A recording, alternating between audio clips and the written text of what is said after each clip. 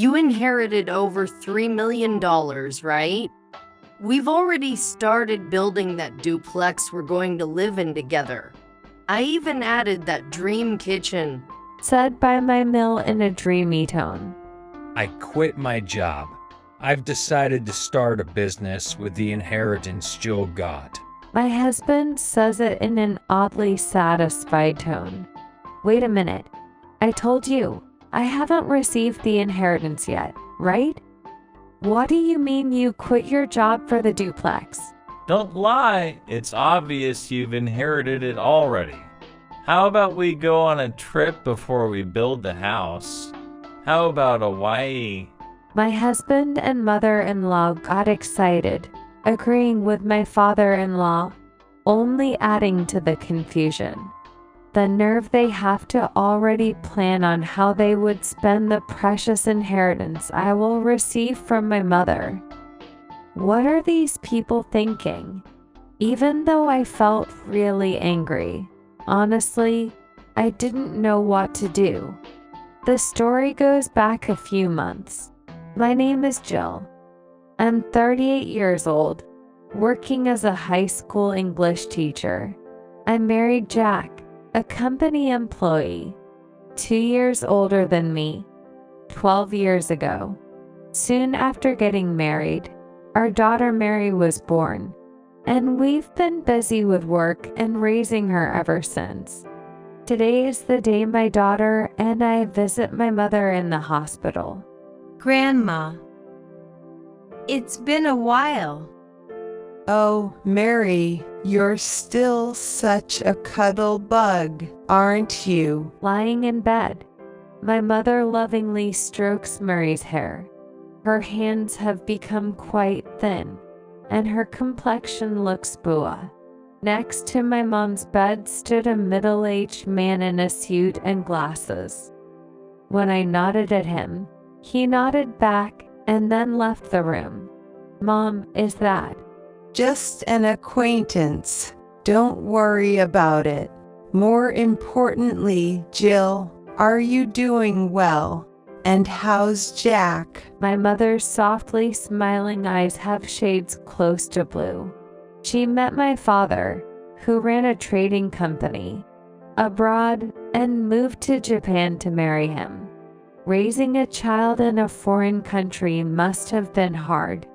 But my mother worked hard to raise me, supported by my father.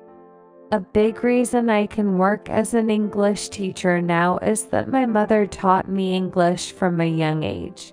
I'm deeply grateful to my parents for raising me in a well-off household with a lot of love. After my father passed away a few years ago, leaving my mother alone, she fell ill and has been hospitalized. She has transferred the company to our relatives and is now quietly spending her remaining years in the hospital. I'm fine. But what about you, Mom? Is there anything you want me to do? Just seeing you and Mary's faces is enough for me. After having such a conversation and spending ample time talking with my mother, Mary and I headed back home. Mary talked to my mother about things happening at school and about the books she's recently read. She's at the challenging age of 10, but Mary and I get along well. Even setting aside my role as a parent, I think she's grown into a bright and honest child. I'm home. Oh, welcome back. How's your mom doing? Asked Jack, who greets me as I return home. Mom's the same as always. By the way, how was it? Your seminar, was it? Oh, well, I heard some good things. Looking forward to the next one.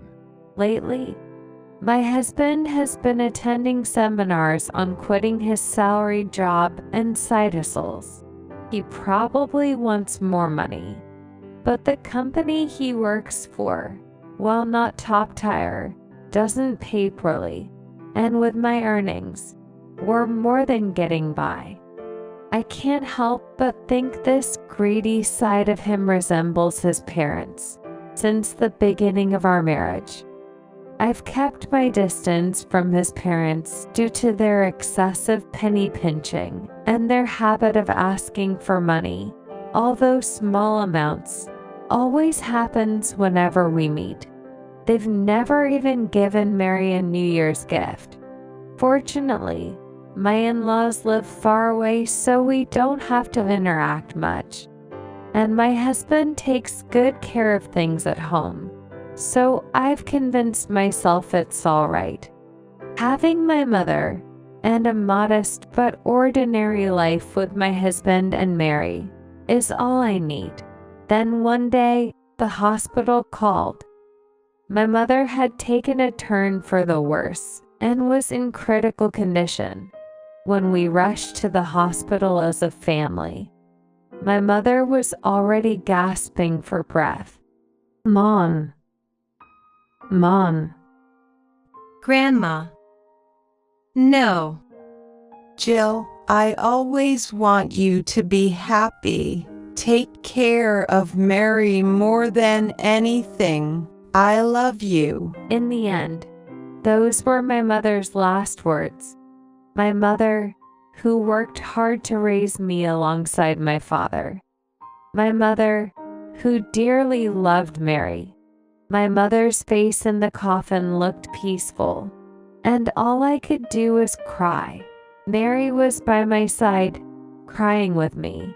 A little while after my mother passed away, an envelope arrived at my home. Oh, a law firm.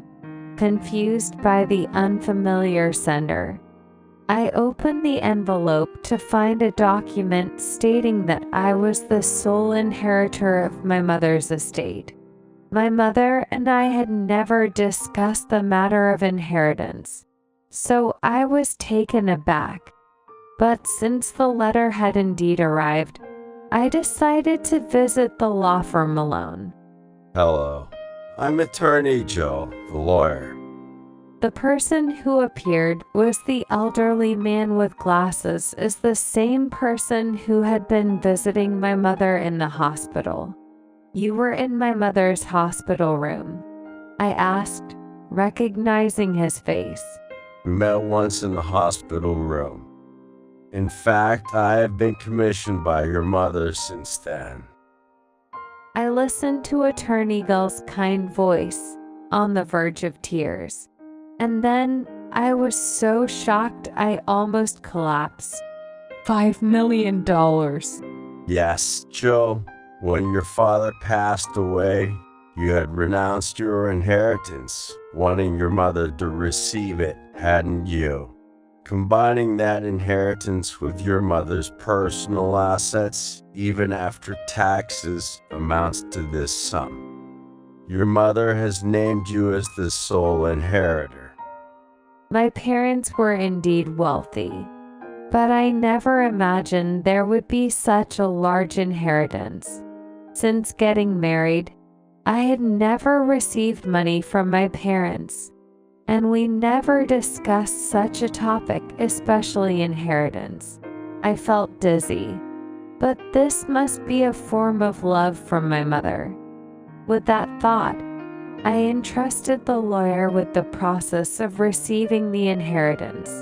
Your mother cared about you more than anything, Jill. She has entrusted me to be of assistance if needed. Please feel free to consult me about anything. Thank you. Please take care of everything. I thanked Attorney Jill and then left. Time passed, and it was after the 49th day of the memorial service for my mother that things started to change. My husband began asking excessively about my mother's inheritance. When we got married, my father was still running his company, so my husband was somewhat aware that we had money. Stop talking about such things while I'm still mourning my mother, I would say, and he would be silent. But after a while, he would start asking about money indirectly. The worst part was my in-laws. At my mother's memorial service, my father-in-law said this. Jill, if you're having trouble with the inheritance, know that we're here to help. What? You see, when an unmarried sibling of ours passed away, there was some disagreement among the siblings. Inheritance can be quite troublesome. If you have any worries, feel free to speak up. Yes, count on us too, okay? It's okay. Despite never trying to help us before, I only gave a vague response to my in-laws, who now offers help like they know what they're talking about. And then, about 3 months after my mother passed away, one day, my husband, who had been quiet recently, spoke as if he had run out of patience. Hey, have you received your mom's inheritance yet? I had a bad feeling about this, so I lied. The process is complicated, so not yet. In reality, the process was already complete, and following attorney Gill's advice, the passbook containing the inheritance was safely deposited in a safe deposit box. But I felt it was better to say this for now. I see. But it's been 3 months since your mother passed away, right? Haven't you done the procedure? Yes. What about it? Well, never mind. I'm going to bed. My husband headed to the bedroom in a surprisingly good mood.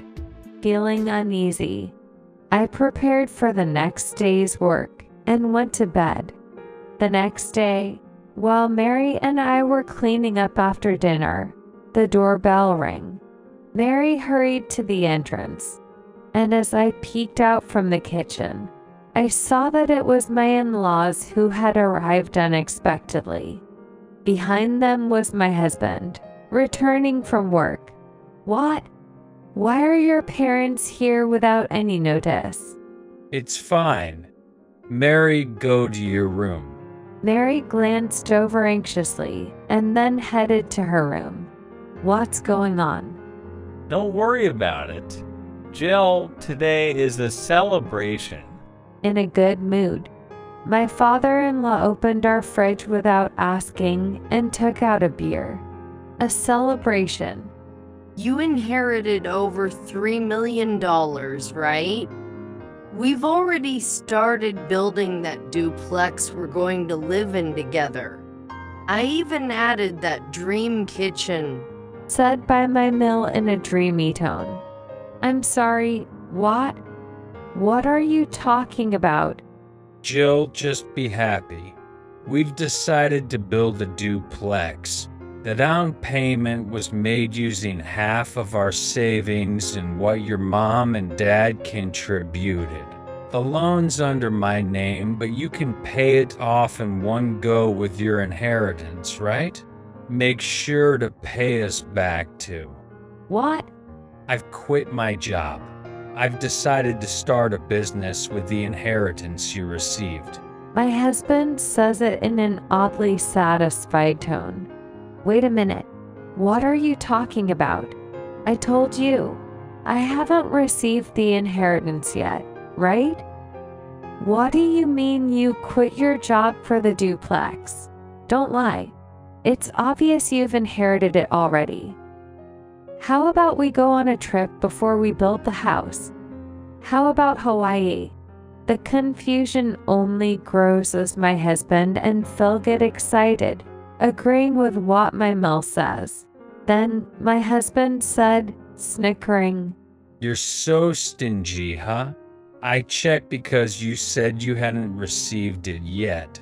If you don't process an inheritance within 3 months, you can't renounce it. You said you hadn't processed it, but whether that's true or not, you've inherited it, right? That's... Considering the size of your father's company, it's got to be over $3 million, right? Thanks to that, we can live comfortably. Be grateful to your mother. Anyway, get the money for the duplex ready soon. And my startup capital too. Hearing my husband talk like this made me feel dizzy. The nerve they have to already plan on how they would spend the precious inheritance I will receive from my mother. What are these people thinking? I was about to yell out in a fit of rage, but I couldn't say anything. I was worried about Mary, who was in the other room. I'm stepping out for a bit. I was trying to talk to all three of them, but they weren't listening, engrossed in their cheerful discussion about how to use my inheritance. So I went outside without even my wallet. The evening breeze was cool, and for the first time, I cried. I went to the hilltop park where I used to go with my mother and cried with a suppressed voice. The anger didn't subside. I felt frustrated, and my heart was utterly exhausted from being treated like a cash cow. My emotions were a mess, and my chest hurts. But I couldn't just say I wanted a divorce right away. We still have our child, Mary. My mother's words, "Take care of Mary above all else," came to mind, and tears began to flow again. Suddenly, I heard someone's voice. Startled, I opened my eyes wide as the person quietly spoke to me. 3 days later, I invited my husband and in-laws to a restaurant with private rooms. What's the matter? You haven't came home since that day. Did you finally withdraw the money? Exactly, Jill. It's unacceptable to leave the house without telling your husband. That's right. After listening to what they said, I took out a document. It was a filled-out divorce form. "Jack, I want a divorce." What? What are you talking about? My husband said in a panic, and my in-laws looked at each other. "I can't do this with you anymore." What? What are you? My husband's face turned redder as he confronted me. You're leaving us because you got the inheritance. You changed completely just because you got some money, you bitch. That's my line. I snapped back. Just because I received my mother's inheritance, you decided to quit your job and plan to start a business. Decided that we're living together with your parents without asking me. Take money from our savings to build a duplex and go on a trip to Hawaii. Who changed completely thinking we got money? Now you call yourselves my family. No, you can just divorce me like that. Right. And the savings after marriage is joint property. Regardless of the inheritance, half of it belongs to Jack. Exactly. Even if it comes to that, you're leaving the $3 million behind. All three of them tried to press me, practically foaming at the mouth. Just as I was about to respond, the sliding door to the private room opened. Dad, Grandpa, Grandma, please stop it. The inheritance Mom received doesn't become conjugal property. Right, Attorney Gill? Standing there were my daughter, Mary, and the liar, Mr. Jill. Mary, and who are you? I'm Attorney Joe. I've been consulting with Jill as per her late mother's instructions. As he greeted and joined our conversation, my husband said in a panic, That's fine. Wait a minute, the inheritance doesn't become conjugal property. That's correct. An inheritance received from a deceased parent is considered separate property, so it does not become conjugal property and is not subject to division. What? Lies? Were we mistaken? That can't be. Facing the panicked trio, I was taken aback. Apparently, they really thought the inheritance I received would become theirs. If that's the case, I will never agree to a divorce. I'll cling to whatever I can. My husband, no longer caring about his reputation, shouted this with bloodshot eyes. Stop it already. Mary blurted out and continued to talk calmly. Ever since Mom talked about divorce. No, since Mom got the inheritance. Dad, have you even once thought about Mom? Grandpa and Grandma too. It's all about money. You never even once talked about me. I can't believe you can do that to your family. My husband and in-laws rolled their eyes. That day, when I cried because my husband and in-laws were after the inheritance, it was Mary who spoke to me. Mary, who had followed me, standing by my side, said, Dad, Grandpa, and Grandma are too much. Trying to take Grandma's inheritance for their own like that. Mom, I'm on your side. Let's fight this together. Encouraged by my daughter, I made up my mind and contacted attorney Jill to arrange this meeting today. Mary, it's not like that. Dad is just trying to make you happy. Right, Mary? You'd be happier living with us, wouldn't you? Exactly. Children shouldn't interfere when adults are talking. My husband desperately explained while his eyes were darting back and forth, while my in-laws remained authoritative. Mary said with a disgusted expression, I'm going with Mom. I can't stand being with you all anymore. Mary said and turned away. Anyway, my decision is final. Mary and I will be leaving.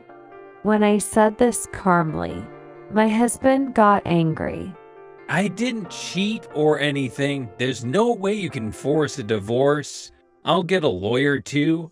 You're leaving the money behind no matter what. In that case, I will take over from here, Attorney Jill said quietly. The issue will likely be whether the marriage can continue due to significant reasons. Quitting your job on a whim, using the household savings without permission to decide on cohabitation, and Mary saying she can't endure it, are all points we can argue. Moreover, your daughter recorded you all trying to take advantage of Jill, which will serve as evidence. What the damn it? My husband hung his head, and my in-laws had pale faces. After seeing that, we left the restaurant. A year later, eventually, thanks to Attorney Gill's efforts, my divorce from my husband was finalized. Mary and I started living in my mother's house, but after receiving numerous letters saying I love you, please come back, and instances of my ex-husband lurking around our home and Mary's school, I asked Attorney Jill to file for a restraining order. Since then, it's been quiet. I heard through gossips that they really did build the duplex. My retired in-laws ended up working in a factory, and my husband, unable to find a job, is now doing daily manual labor. I heard from the neighbors that every day, shouting can be heard between the family members in the new duplex. The constant fighting has apparently made them the neighborhood nuisances. Mary and I continue to live together in harmony, supporting each other as always.